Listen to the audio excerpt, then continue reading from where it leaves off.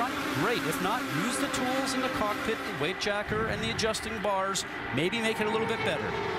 Looking for Dan Wheldon. Started 34th in this field. He has moved up 10 spots. You're on board with him.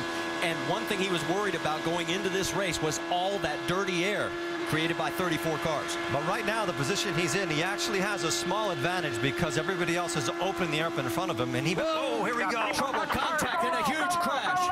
Up in turn number 2. Oh, multiple cars involved.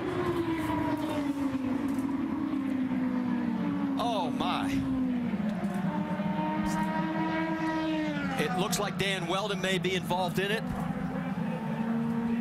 And Eddie, you and I spoke about this morning on the drive-in. Just this amount of cars, the speed, just the chance for what they call the big one. And what happens in conditions like that, even if you're 300 yards behind that, you cannot stop these cars. The only option you have is to try to avoid it, and it was impossible to avoid anything there. And you saw Will Power, his car involved as well. My. What a mess. That's Townsend Bell that was, I think his car was up on its side there, the 22. 15 there of Jay Howard. An additional entry, excuse me, is up to 19 or 15. I can't see with the sun shining there. Some of the car is broken. They're showing that as Alex Lloyd, the 19. It's the 15 of Jay Howard. Yes. One of the cars actually flew for about 200 yards in the air.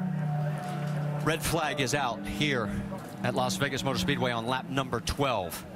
And from high above, you can see the carnage.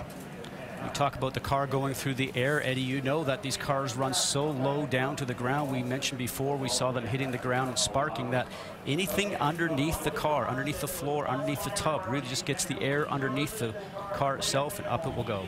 We saw J.R. Hildebrand out of his car.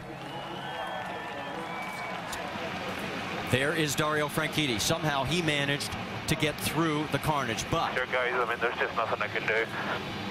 Will Power did not. 10-4. They are going to stop you at pit lane on the right-hand side. They want the drivers to stay in the cars. What Franchitti was alluding to is there's nothing he can do avoiding the debris that's on the track.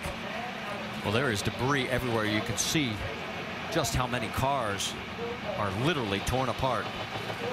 And this was the one thing, and there is the 18 of James Jakes. Now, he had a crash early in practice on Friday. That is actually a KV Racing backup car that they put together for him. Now, I don't see much damage on there, but he's out of the cockpit. And look at this from high above.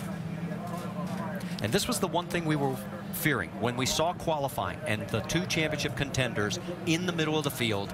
A big crash like this early in the race. What happens in accidents like this is that a single mistake by anybody, which might be dirty air, could be anything, multiplies itself so fast that you start accumulating cars. There's no way that you can control what happens. Once you start spinning at those speeds, it's impossible.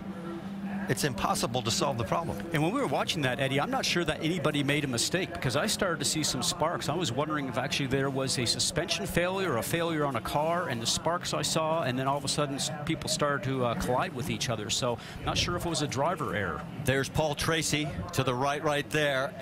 We're going to sort this out. We know at least 8 cars are involved, maybe more. So stay with us. We'll go side by side, and it's only lap 13. And we've already had a huge crash here at Las Vegas.